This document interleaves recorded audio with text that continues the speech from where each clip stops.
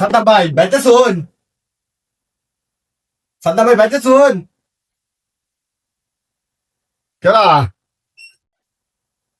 আমি তো ছিলাম না। ওই আমার মা তুমি পাঠাইছে মুরগি বলে কিনে নিয়েছিলেন ওইটা দিছাইলো। ও মনে হইতো নাই, বিয়ার বেড়ছে রে, আমার মনে আছিল না।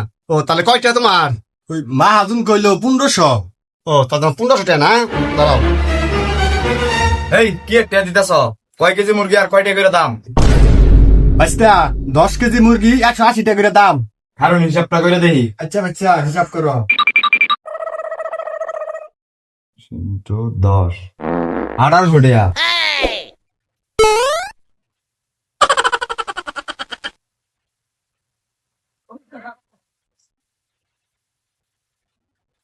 এই নেন 1500।